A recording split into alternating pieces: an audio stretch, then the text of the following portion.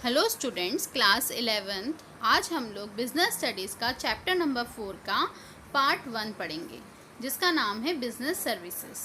सबसे पहले हम देखेंगे टाइप्स ऑफ बिजनेस सर्विसेज। उसमें हम देखेंगे बैंकिंग। बैंक का मीनिंग क्या होता है? Bank is an institute which receive funds from public. Bank एक ऐसा इंस्टीट्यूट होता है जो कि पब्लिक से फंड को रिसीव करता है and gives loan and advances to those who need them. और जिसको उस पैसे की ज़रूरत होती है उसको लोन के रूप में, एडवांस के रूप में वो पैसा प्रोवाइड करता है। इसी को हम लोग क्या कहते हैं? बैंक कहते हैं। ठीक है, इसकी डेफिनेशन है वो आप लोग पढ़ लेंगे, नोट्स में भी है।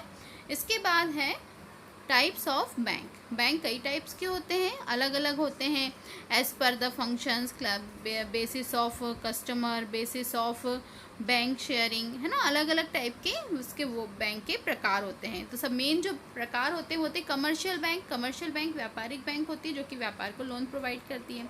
एग्रीकल्चर बैंक होती है जो कि खेती को, एग्रीकल्चर को लोन प्रोवाइड करती है ना। सेंट्रल बैंक होती है जिसको हम लोग बैंकों का बैंक कहते हैं, रिजर्व बैंक ऑफ इंडिया कहते हैं। तो ये कुछ मेन टाइप की बैंक्स हैं जिसके बारे में मैंने आपको समझाया।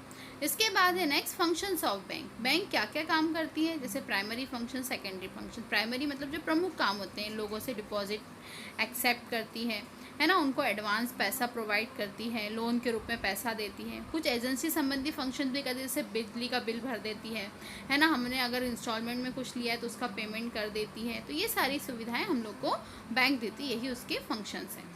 इसके बाद है टाइप्स ऑफ अकाउंट। बैंक में हम लोग अकाउंट खोलते हैं। सेविंग अकाउंट होता है जिसमें हम बचत कर पैसा जमा करते हैं।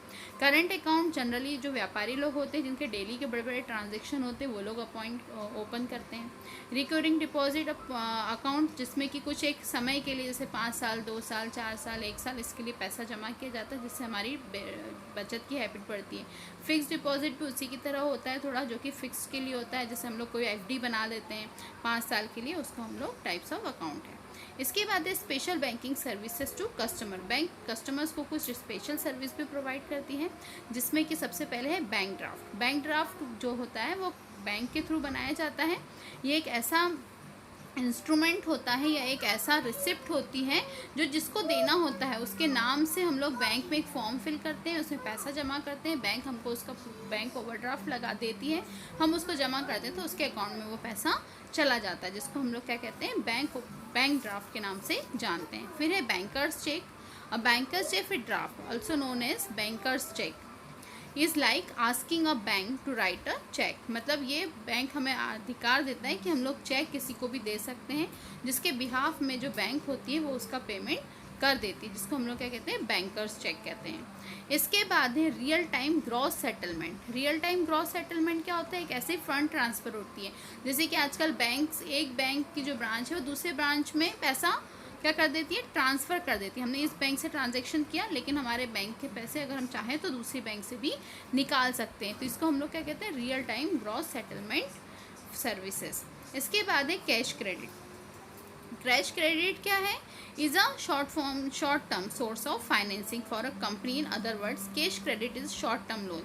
एक ये शॉर्ट टर्म लोन होता है, जैसे कि हम लोग को ज़रूरत है पैसों की, हमारे बैंक में पैसा नहीं है, लेकिन हम क्रेडिट फैसिलिटी पे क्या कर सकते हैं? बैंक से पैसा ले सकते हैं, और उसकी एक लिमिट होती है, उतने लिमिट तक हम लोग बैंक से पैसा ले सकते हैं और अपना काम कर सकते हैं।